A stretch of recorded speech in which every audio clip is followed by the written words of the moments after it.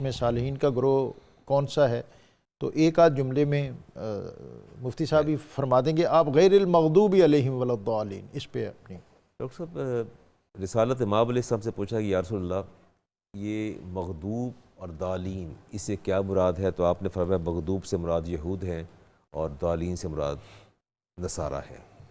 پھر آپ نے آیہ مبارکہ تلاوت فرمائی وَبَاءُوا بِغَضَبٍ عَلَىٰ غَضَبٍ کہ یہود اللہ کے غضب بالائے غضب میں یہ لوٹے۔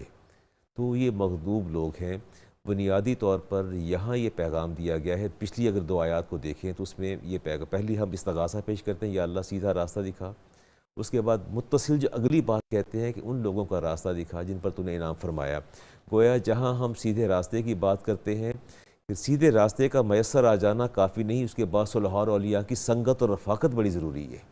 اگر آپ دیکھیے کسی مقام کو حاصل کر لینا اگرچہ ایک بہت بڑی اچیومنٹ ہے، لیکن اس کا برقرار اور بحال رہنا اس سے بڑی بات ہے،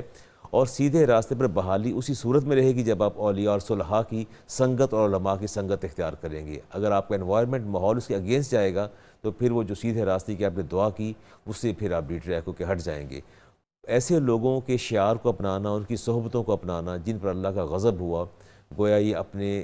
لیے دین اسلام کی نفی کرنے کے مترادف ہے، اور قرآن کریم میں اور احادیث میں اس کی سخت وعید آئی ہے۔ رسالت امام علیہ السلام نے ارشاد فرمایا من تشبہ بقوم فہو منہم، جو کسی دوسری قوم کی مشابہت اختیار کرتا ہے وہ اسی قوم میں سے ہوگا۔ اگر ہم ان لوگوں کی مشابہت اختیار کرتے ہیں جن پر اللہ کا غضب ہوا،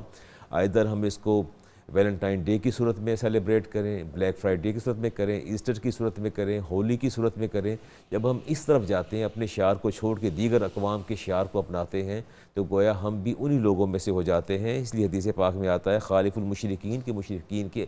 برعکس چلو، خالف المجوس اور مجوس کے برعکس چلو۔ تو قدرتی ایک فطری سا امر ہے، بلکہ یہاں تک حدیث پاک میں آتا ہے رسالت باب نے ارشاد فرمایا وَلَا تَدْخُلُوا عَلَيْهِمْ فِي كَنَائِسِهِمْ يَوْمَ عِيدِهِمْ، عید کے دن ان کے کنیساؤں میں، ان کی عبادت گاہوں میں نہ جایا کرو، اس لیے کہ جس طرح ان پر اللہ تعالیٰ کا غضب نازل ہوتا ہے تم بھی اس غضب کے مستحق قرار پاتے۔ اس لیے آپ نے فرمایا صدیق اکبر سے فرمایا یا ابا بکر ان لکل یوم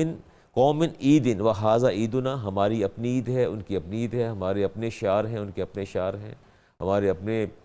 تہوار ہیں، مذہبی تہوار ہیں، ان کے اپنے تہوار ہیں۔ تو جو قوم اپنے شعار کو چھوڑ کے دوسرے شعار کو اپناتی ہے تو بھی اللہ کے غضب کا شکار ہوتی ہے۔ اس کے پیچھے یہ لطیف نکتہ بھی موجود ہے کہ اہل ایمان کو ہمیشہ اپنے شعار کو، اپنے فیسٹیولز کو، اپنے تہواروں کو، اپنی چیزوں کو جو ہے اس کو فروغ دینا چاہیے، اس پر عمل پیرا ہونا چاہیے۔ آج قوم کی تو یہی حالت ہے کہ پیچھے لگ کے بھاگ کھڑے ہوتے ہیں۔ حدیث پاک میں آتا ہے کہ ایک وقت، وہ امام بخاری کی حدیث ہے، ایک وقت ایسا بھی آئے گا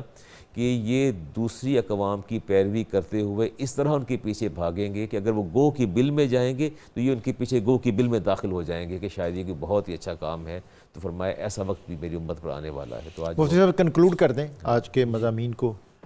ڈاکٹر صاحب قبلہ، ہم نے جو آج سورۃ الفاتحہ میں بات پڑھی نا، اس میں ایک نقطہ میری نظر میں یہ موجود ہے جو ہماری ذمہ داری بنتی ہے کہ جتنے لوگ بھی قرآن مجید